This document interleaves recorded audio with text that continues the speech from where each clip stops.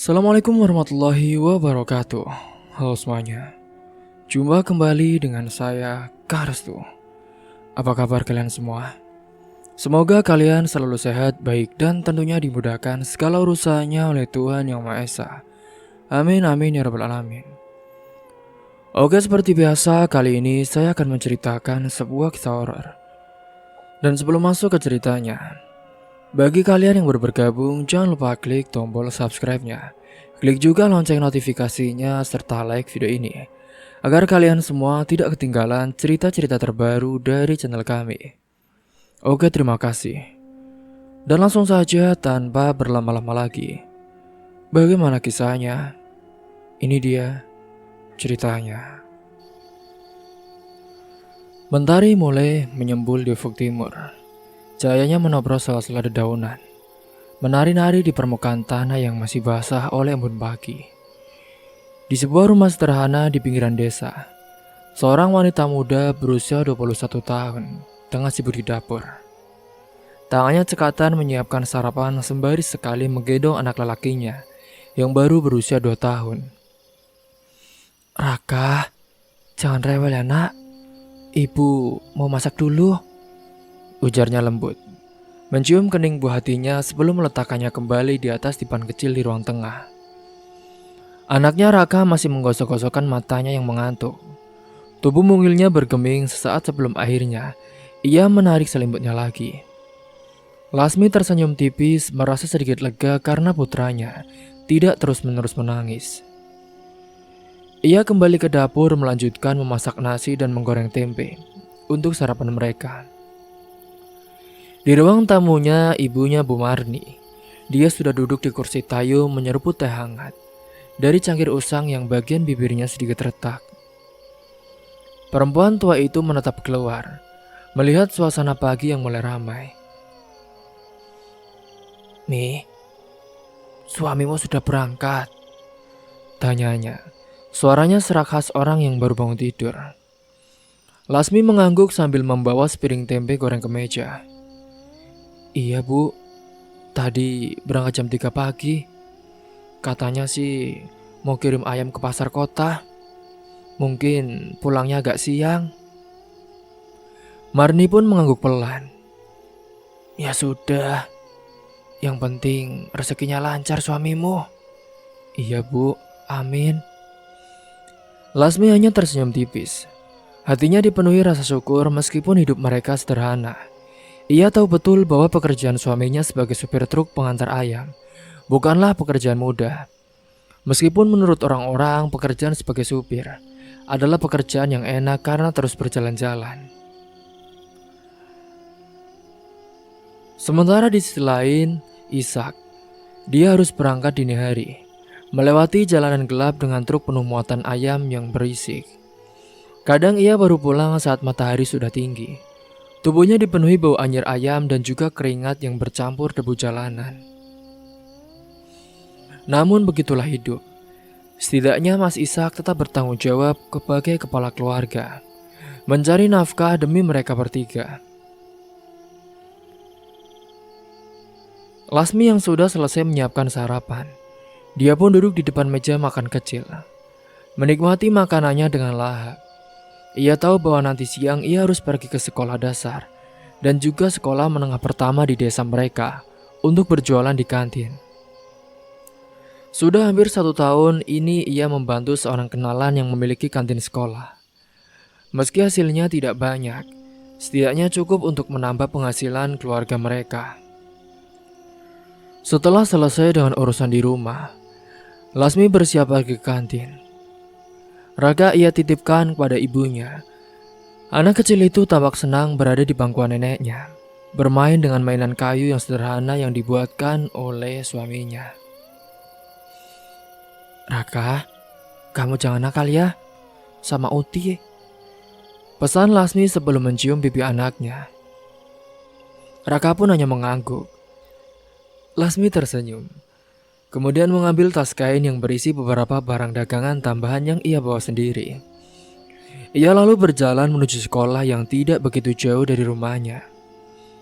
Di kantin suasana sudah mulai ramai. Anak-anak sekolah datang silih berganti membeli jajanan saat itu. Lasmi yang membantu menyajikan gorengan, membungkus nasi dan juga melayani mereka dengan cekatan. "Lasmi, hari ini laku banyak ya?" ujar Bu Tati, pemilik kantin dengan wajah sumringah. "Alhamdulillah Bu," jawab Bu Lasmi sambil tersenyum. Meski pekerjaan ini membuatnya lelah, ia tetap menikmatinya. Ada kepuasan tersendiri ketika melihat anak-anak sekolah membeli dagangannya dan makan dengan lahap.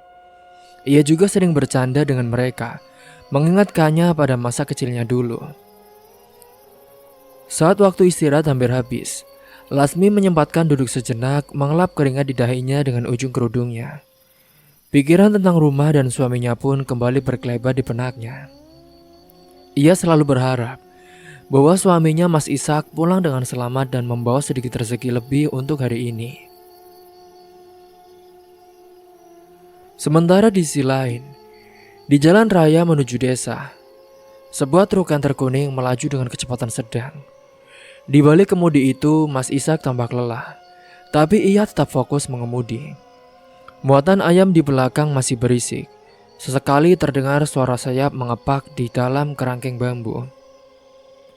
Ia melirik jam di dashboard, sudah hampir tengah hari. Jika tidak ada hambatan, ia akan sampai di rumah sekitar 1 jam lagi.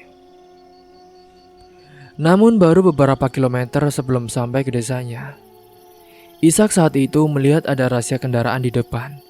Ia pun mela nafas. "Aduh, semoga lancar lah. Bismillah." Saat ia sudah mendekati oleh razia itu, truknya pun dihentikan oleh seorang petugas. Ishak menyerahkan surat-surat kendaraannya dengan tenang. Setelah diperiksa beberapa saat, petugas itu pun mengembalikannya tanpa masalah. "Baik Pak, silakan lanjut," ujar petugas itu. Ishak mengangguk dan segera melanjutkan truknya kembali. Di kepalanya ia sudah membayangkan duduk santai di rumah, menikmati teh hangat buatan istrinya. Singkat cerita, pada sore harinya, saat matahari mulai condong ke barat, Lasmi pun sudah kembali ke rumah.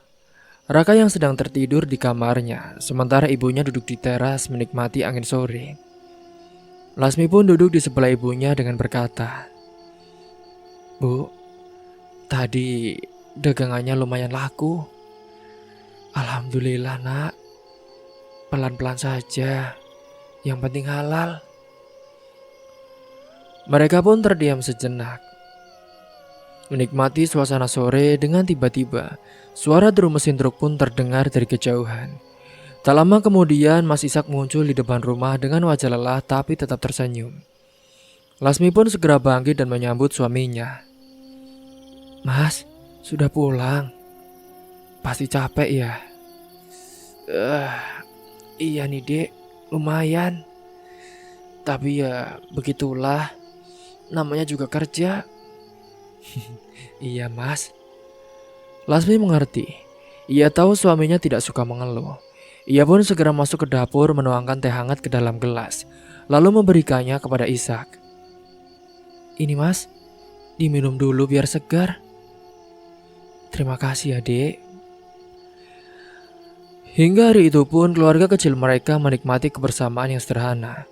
Meskipun hidup mereka tidak bergelimang harta, tapi mereka masih bisa bersyukur atas apa yang mereka miliki. Bagi Lasmi, kebahagiaan bukanlah tentang memiliki segalanya, tapi tentang bersyukur atas apa yang ada dan tetap berjuang untuk masa depan yang lebih baik. 2 minggu berlalu sejak hari itu. Kehidupan berjalan seperti biasa bagi keluarga kecil Lasmi. Pagi itu udara terasa lebih sejuk dari biasanya. Matahari baru saja merayap naik ketika Ishak bersiap untuk berangkat kerja. Kali ini, ia harus mengantar ayam ke tujuan yang lebih jauh, yaitu beberapa kota yang memakan waktu perjalanan hampir 1 hari penuh. "Dek, mas berangkat dulu ya. Mungkin 3 hari lagi baru pulang," ujar Ishak sambil membetulkan tali sepatunya. Lasmi yang sedang menggendong Raka pun mengangguk mencoba menutupi rasa khawatirnya. "Iya mas, kamu hati-hati di jalan ya. Jangan lupa makan. kalau nyetir ngantuk, istirahat dulu ya mas. Ishak tersenyum tipis selalu mengelus kepala Raka yang masih setengah mengantuk di pelukan ibunya. Iya.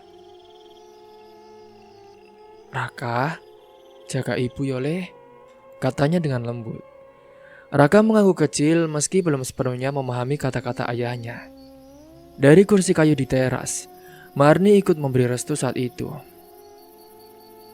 Dung, hati-hati yo. Semoga perjalanannya lancar, supaya rezekinya berkah. Amin.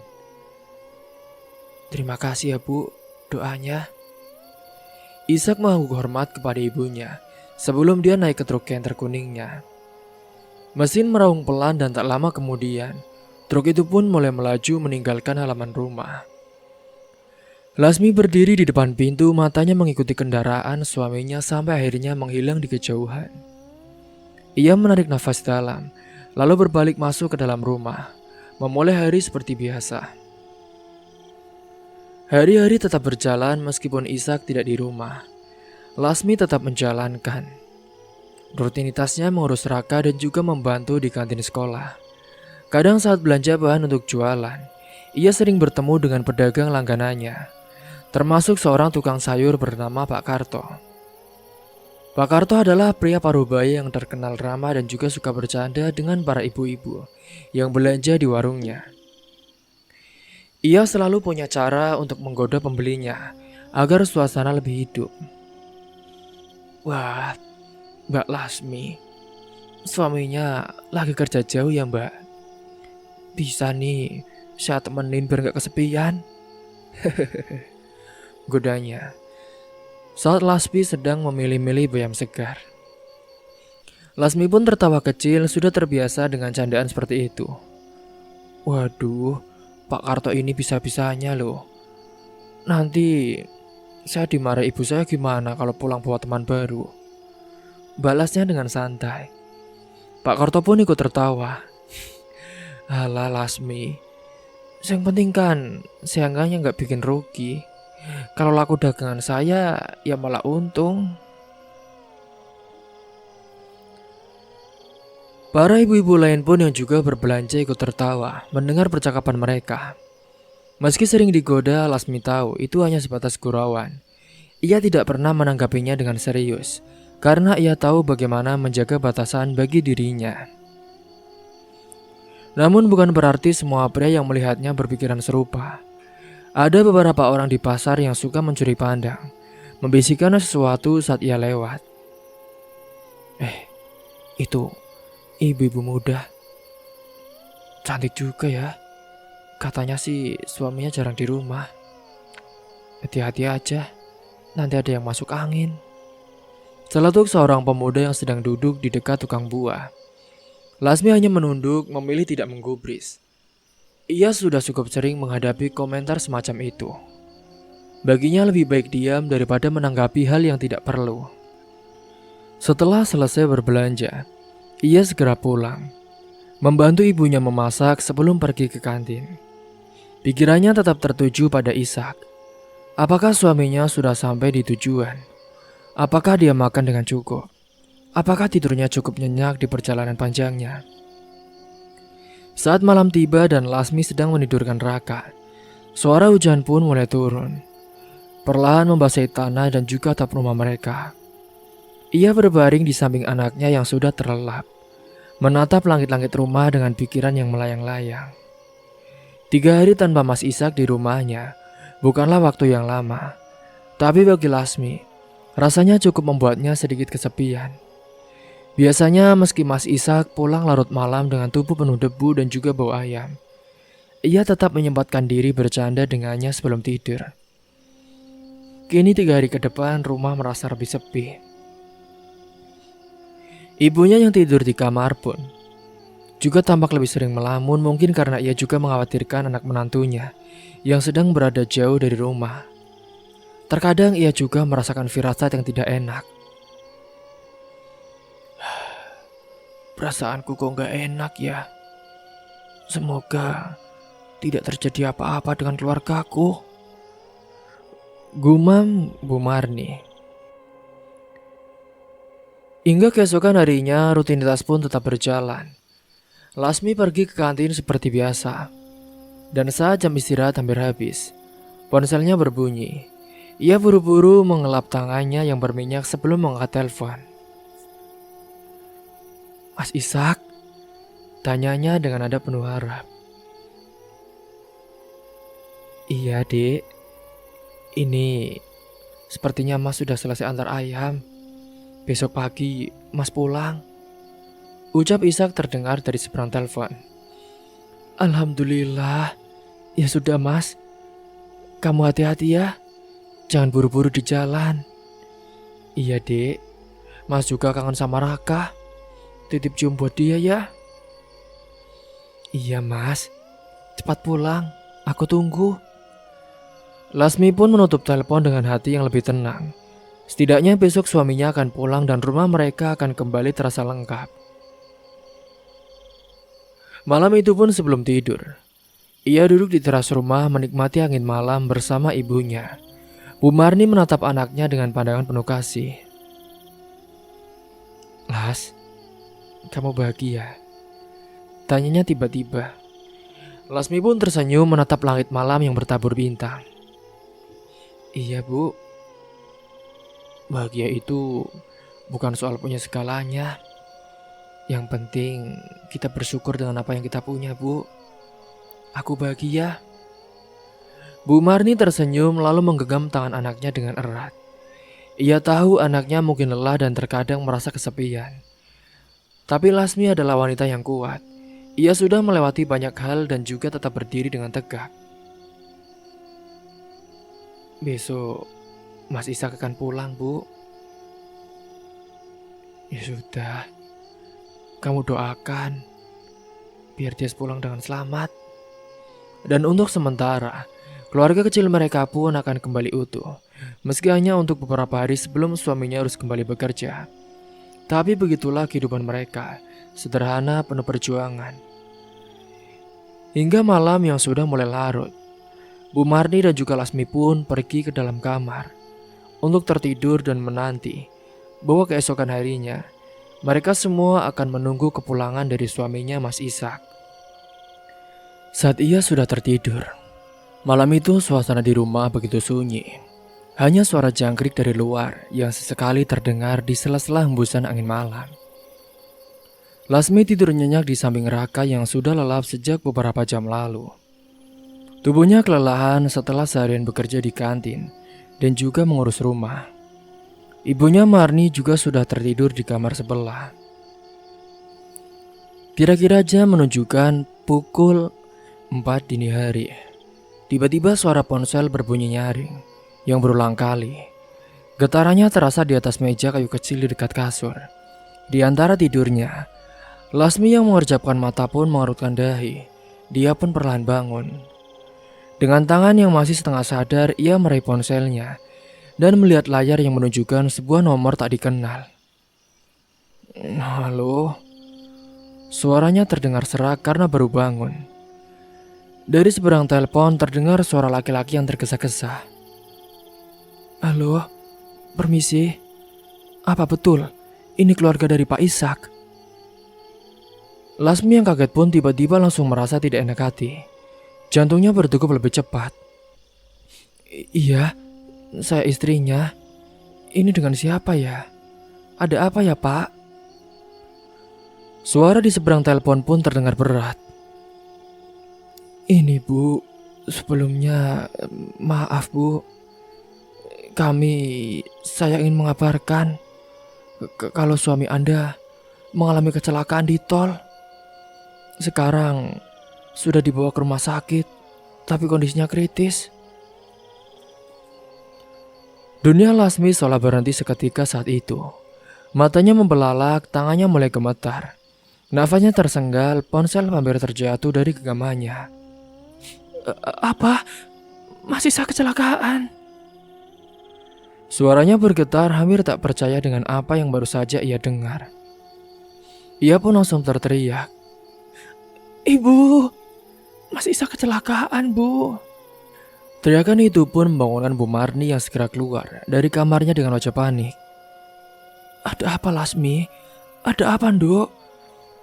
Lasmi yang sudah menangis, tubuhnya pun bergetar dengan hebat. Mas Ishak, Bu. Dia kecelakaan. Dia di rumah sakit kritis, Bu. Tanpa pikir panjang, ia pun berlari keluar rumah, tangisannya makin menjadi-jadi. Ceritanya memecah keheningan malam, membuat beberapa tetangga terbangun dan keluar dari rumah mereka. Ada apa, Lasmi? Ada apa? Tanya seorang tetangga yang sudah berumur. Mas Ishak, Pak. Dia kecelakaan. Lasmi hampir terjatuh, tapi Bu Marni dengan cepat memeluk dan juga menahannya. Suasana pun menjadi heboh. Beberapa warga segera menghubungi orang-orang yang mungkin bisa memberikan informasi lebih lanjut. Ada yang mencoba menenangkan Lasmi, tapi hatinya sudah benar-benar hancur. Ia ingin segera pergi ke rumah sakit, ingin melihat suaminya, ingin memastikan ia masih hidup. Hingga seorang tetangga, Pak Hadi, pun menawarkan untuk mengantar mereka ke rumah sakit dengan motornya. Tanpa pikir panjang, Lasmi dan Marni pun segera naik boncengan sepanjang perjalanan saat itu. Angin malam yang dingin terasa menusuk, tapi tak ada yang lebih dingin dari rasa takut yang kini melingkupi hati Lasmi. Saat itu Pak Adi bersama dengan anaknya. Hingga singkat cerita, sibanya di rumah sakit, mereka pun langsung berlari ke ruang gawat darurat. Namun yang mereka lihat saat itu membuat dunia Lasmi runtuh seketika. Di depan pintu ruangan, seorang dokter berdiri dengan wajah sendu, ditemani seorang perawat yang tampak iba. Maaf, Bu, suami Anda sudah tidak tertolong. Suara dokter itu terdengar lirih, namun cukup tajam untuk menusuk jantung Lasmi. Dunia Lasmi seolah ambruk, lututnya lemas, tubuhnya merosot ke lantai. Tidak mungkin. Mas Ishak, Mas. Ia meraung menangis sejadi-jadinya. Sementara Bu Marni yang berdiri di sampingnya pun juga menutup mulutnya dengan tangan, menahan isak tangisnya sendiri. Mata tuanya berkaca-kaca, dengan dadanya terasa sesak. Lasmi masih belum bisa menerima kenyataan. Ia pun berusaha berdiri ingin masuk ke dalam ruangan. Tapi beberapa perawat saat itu, mereka menahannya. Mbak, tolong biarkan saya lihat suami saya, Mbak. Tolong. Tapi Mbak, tidak bisa. Tolong, Mbak, tolong. Akhirnya setelah beberapa saat, mereka pun akhirnya diizinkan masuk. Di atas ranjang rumah sakit, tubuh Ishak terbujur kaku, ditutupi kain putih hingga wajahnya, perlahan dengan tangan gemetar. Lasmi pun menarik kain itu. Wajah Ishak terlihat tenang, seolah sedang tidur, tapi ada beberapa luka di dahinya, dan tubuhnya pun terlihat pucat. Lasmi menutup mulutnya. Tangisnya semakin pecah saat itu. Mas, bangun Mas, bangun. Ini aku Lasmi, Mas. Ia mengguncang pelan tubuh suaminya, berharap akan ada keajaiban. Berharap Mas Ishak tiba-tiba membuka matanya dan tersenyum seperti biasanya. Tapi keajaiban itu tak terjadi. Mas Ishak sudah pergi untuk selama-lamanya. Lasmi pun jatuh terduduk dengan tangannya menggenggam erat kain putih yang menutupi suaminya. Suara tangisnya memenuhi ruangan, membuat semua orang yang ada di sana ikut terdiam, merasakan kesedihan yang begitu dalam. Hingga keesokan paginya, suasana rumah Lasmi dipenuhi oleh orang-orang yang datang untuk melayat.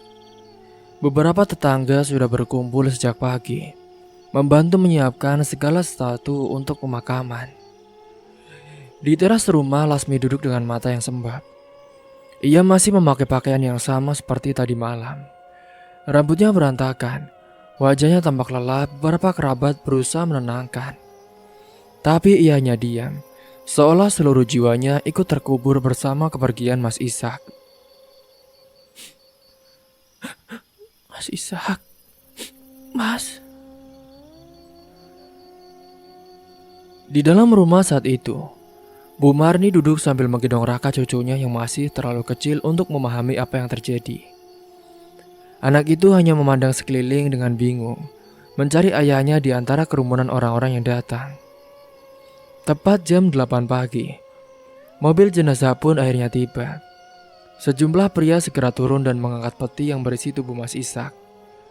Lasmi yang berjalan tertati menghampiri peti itu, menyentuh kayunya dengan tangan gemetar. "Mas, aku ikhlas, Mas. Tapi aku rindu." Bisiknya pelan sebelum akhirnya peti itu pun diangkat dan dibawa ke pemakaman. Sepanjang perjalanan menuju pemakaman, suara tahlil menggema. Air mata terus mengalir di pipi Lasmi. Tapi ia berusaha kuat. Ia harus kuat demi Raka, demi ibunya dan juga demi dirinya sendiri.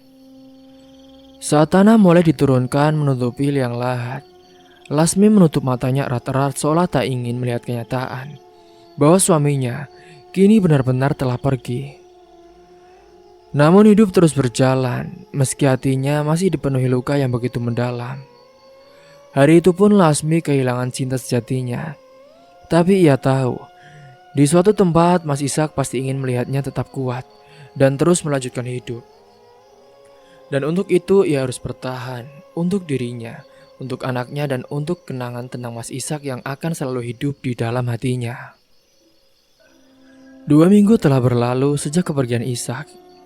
Tapi bagi Lasmi, semuanya masih terasa seperti mimpi buruk yang belum usai. Sepanjang hari-harinya kini diisi oleh kesedihan yang dalam. Meski orang-orang mengatakan waktu akan menyembuhkan luka, nyatanya kehilangan suaminya masih begitu menyakitkan. Apalagi dia adalah seorang ibu muda.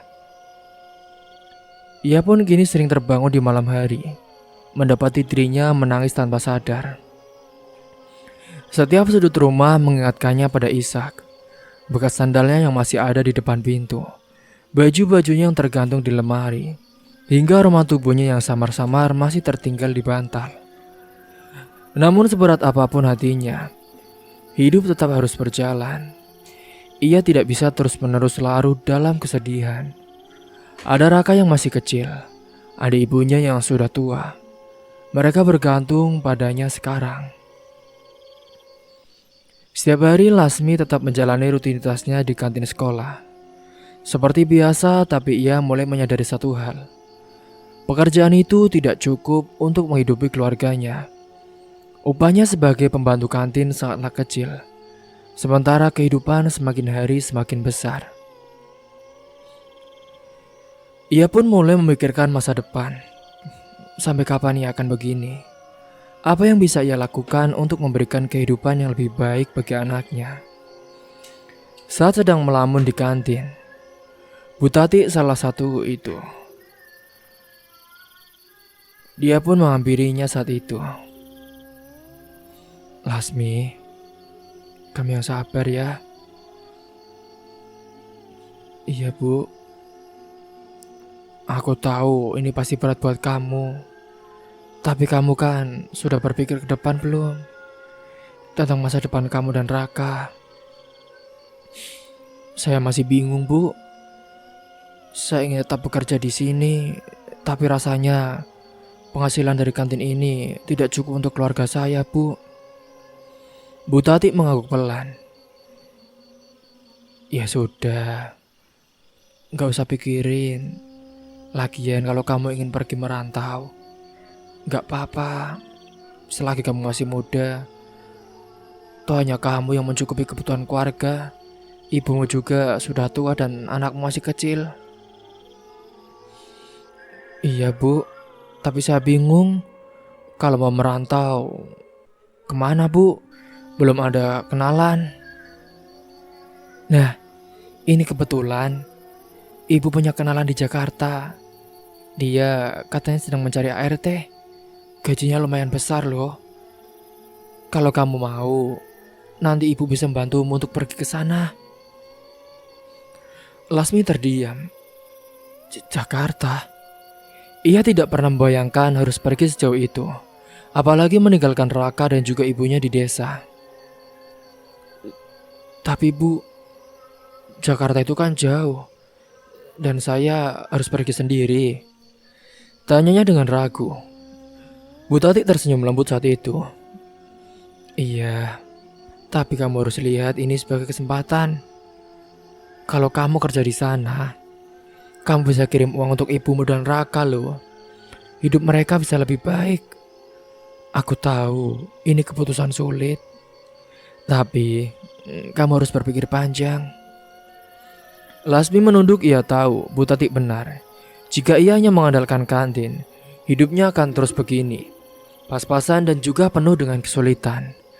Tapi jika ia bekerja di Jakarta, ada harapan untuk memperbaiki keadaan. Malam harinya pun ia membicarakan hal itu dengan ibunya. Bu,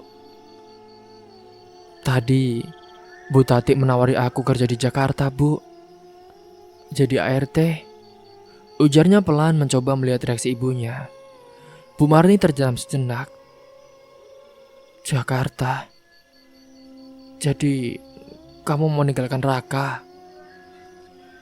Ya, bukan karena aku ingin itu, Bu. Tapi aku harus. Kalau aku tetap di sini, kita akan kesulitan terus, Bu. Aku ingin Raka punya kehidupan yang lebih baik. Aku juga ingin ibu lebih nyaman hidupnya. Lagian kan, uang yang diberikan dari tempat kerja Mas Ishak juga berapa, Bu? Mungkin hanya bertahan 1 bulan. Mata Bu Marni berkaca-kaca. Ia mengerti alasan anaknya. Tetapi sebagai seorang ibu, hatinya berat melepas Lasmi pergi jauh.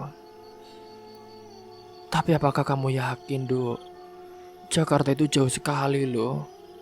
Kamu juga nanti sendirian di sana. Iya, Bu. Aku tahu. Tapi kan ini untuk masa depan kita. Lasmi janji, Bu, akan sering menelpon dan kirim uang tiap bulan. Bu Marni menarik nafas panjang, lalu menggenggam tangannya dengan erat. Ya sudah, kalau memang itu yang terbaik, Ibu akan mendukung kamu. Tapi kamu harus janji loh, jangan macam-macam di sana. Kamu harus mempeng dalam bekerja. Ya, hati-hati di sana. Iya, Bu, Lasmi janji. Hari demi hari berlalu dan keputusan Lasmi pun semakin bulat. Ia mulai menyiapkan keberangkatannya dengan bantuan Bu Tati. Ia mengurus segalanya yang diperlukan, mengemasi barang-barangnya dan juga mempersiapkan hati untuk meninggalkan desa tercintanya. Saat hari keberangkatan tiba, suasana di rumah begitu haru. Raka yang masih terlalu kecil pun tidak mengerti dengan apa yang sedang terjadi. Ia hanya melihat ibunya membawa koper dan berpakaian rapi. Raka, ibu pergi dulu ya nak. Ucap Lasmi berlutut, menatap wajah anaknya yang polos. Raka memandang ibunya dengan mata bingung. Ibu mau kemana, Bu? Ucapnya. Lasmi menelan ludah menahan tangis. Ibu mau kerja, nak. Biar Raka bisa sekolah nanti. Biar Raka bisa beli mainan yang bagus. Ya, ibu janji. Raka pun masih belum paham, tetapi ia pun hanya mau kecil. Iya, Bu. Ibu jangan lama-lama ya. Lasmi tersenyum meski air mata jatuh dari sudut matanya. Ia memeluk erat anaknya, mencium pipinya berulang kali. Ya sudah, ibu pamit ya nak. Ibu sayang Raka. Bu Marni yang berdiri di dekat mereka pun ikut menangis. Ia tak bisa membayangkan rumah ini tanpa Lasmi. Bu, jaga Raka baik-baik ya, Bu. Iya, ibu pasti jaga. Kamu juga jaga diri di sana ya, Dok. Bu Marni membalas pelukan anaknya dengan erat, seolah tak ingin melepasnya. Setelah berpamitan dengan beberapa tetangga yang datang, akhirnya Lasmi pun naik ke dalam mobil yang akan mengantarnya ke terminal. Saat mobil mulai berjalan, ia melihat ke belakang menatap rumah kecilnya yang semakin menjauh. Hatinya berat tapi ia tahu harus dilakukan. Perjalanan menuju Jakarta pun kini telah dimulai. Ia tidak tahu seperti apa kehidupannya di sana, apa yang akan ia hadapi, dan seberapa sulit perjuangannya nanti. Namun satu hal yang pasti, ia berangkat dengan satu tujuan, yaitu untuk masa depan anaknya demi Raka. Ia rela berkorban. Demi keluarga, ia akan bertahan, seberat apapun rintangan yang menunggunya di kota besar itu. Sampainya di terminal, Lasmi duduk di bangku panjang terminal menunggu bus yang akan membawanya ke Jakarta. Matanya menatap lurus ke depan meski pikirannya berkecamuk. Ini pertama kalinya ia akan pergi sejauh ini sendirian. Di tangannya tergenggam sari kertas yang diberikan Bu Tati sebelum berpisah tadi. Di situ tertera sebuah alamat dan juga nomor telepon yang harus ia hubungi saat ia tiba di Jakarta. Lasmi, nanti kalau kamu sudah sampai di sana, kamu langsung telepon nomor ini aja ya. Nanti kamu akan dijemput. Pesan Bu Tati sebelum beranjak pergi. Iya Bu, makasih ya Bu. Hingga cukup lama menanti, bus yang ditunggu pun akhirnya tiba. Dengan langkah ragu, ia naik dan mencari tempat duduk di dekat jendela. Ketika bus mulai melaju meninggalkan terminal, dadanya terasa sesak. Ia melirik ponselnya, ada beberapa pesan dari ibunya yang baru saja dikirim. Kamu hati-hati di jalan ya nak. Jangan lupa kabari kalau sudah sampai. Air mata pun hampir jatuh dari sudut matanya, tetapi ia menahannya. Ini bukan waktu untuk bersedih, ia harus kuat. Perjalanan ke Jakarta memakan waktu berjam-jam. Sepanjang jalan, Lasmi lebih banyak diam. Hanya sekali melihat pemandangan diri dari balik jendela. Singkat cerita, hampir kurang lebih 8 jam. Dia pun sudah sampai di terminal bus di Jakarta. Suasana begitu ramai, orang-orang berlalu lalang. Kendaraan berseliweran dan suara bising klakson terdengar di mana-mana. Ini jauh berbeda dari desanya yang tenang. Lasmi pun menelan ludah mencoba menenangkan diri. Ia lalu mengeluarkan ponselnya dan segera menelpon nomor yang diberikan Bu Tati. Halo, permisi, ini saya Lasmi. Saya orang yang dikirim oleh Bu Tati. Saya sudah sampai di terminal Jakarta. Baiklah Bu Lasmi, tunggu di situ ya. Saya akan jemput. Lasmi mengangguk meski tahu lawan bicaranya tak bisa melihat. Ia menunggu dengan hati yang tak menentu. Hingga akhirnya saat itu, sebuah mobil hitam berhenti di dekatnya. Seorang pria parubaya turun dari mobil dan menghampirinya. Kamu Bu Lasmi ya? Iya Pak, betul saya. Ya udah, ayo kita naik. Ujar pria itu sambil membantunya masukkan koper ke bagasi. Dalam perjalanan saat itu, Lasmi hanya diam, memperhatikan gedung-gedung tinggi yang menjulang. Jakarta begitu megah, begitu ramai, tapi juga terasa asing baginya. Tak lama mobil pun masuki sebuah kompleks perumahan mewah dengan gerbang besar. Lasmi menatap sekeliling dengan takjub. Jalanannya bersih, rumah-rumahnya besar dan megah, jauh dari bayangan tentang tempat tinggal majikan saat itu. Mobil pun akhirnya berhenti di depan sebuah rumah bertingkat dengan halaman luas dan pagar tinggi. Pintu pagar terbuka secara otomatis, dan saat itulah mobil melaju masuk. Sampainya di dalam, seorang wanita berusia sekitar 45 tahun, berdiri di teras, wajahnya tegas, dengan pakaian rapi yang memperlihatkan bahwa ia seorang wanita dari kalangan yang sukses. Selamat datang. Kamu pasti Lasmi ya? Katanya dengan suaranya terdengar berwibawa. Iya Bu, saya Lasmi. Terima kasih sudah menerima saya Bu. Majikannya mengamati Lasmi sebentar sebelum akhirnya berkata, masuklah, saya akan menjelaskan tugas-tugasmu di sini. Lasmi mengikuti langkah wanita itu masuk ke dalam rumah. Interior rumah itu sangat mewah dengan lantai marmer mengilap, lampu kristal yang menggantung di langit-langit, dan juga perabotan mahal di setiap sudutnya. Sambil berjalan, majikannya pun mulai berbicara. Saya Bu Retno. Di rumah ini hanya ada saya dan juga 2 anak laki-laki saya. Suami saya sudah lama meninggal. Jadi, saya mengurus semuanya sendiri. Anak-anak saya, Aldi dan juga Reno, masing-masing berusia 20 dan 19 tahun. Mereka masih kuliah, jadi jarang di rumah. Tugasmu sederhana ya Lasmi. Cukup memasak, mengurus rumah, dan memastikan semuanya bersih. Saya tidak suka rumah berantakan. Oke? Iya Bu, insya Allah saya akan bekerja sebaik mungkin. Bu Retno pun perhatikan Lasmi sebentar sebelum mau puas. Baiklah, sekarang saya suruh Pak Arman menunjukkan kamarmu. Kamu istirahat dulu. Besok pagi kamu bisa mulai bekerja. Lasmi menghela nafas lega. Setidaknya semuanya berjalan lancar sejauh ini. Pak Arman, sopir yang menjemputnya tadi pun mengantar Lasmi ke sebuah kamar kecil di bagian belakang rumah. Kamarnya sederhana, hanya ada kasur, lemari kecil dan juga meja kecil di sudut ruangan. Ini kamarmu ya Lasmi, semoga betah.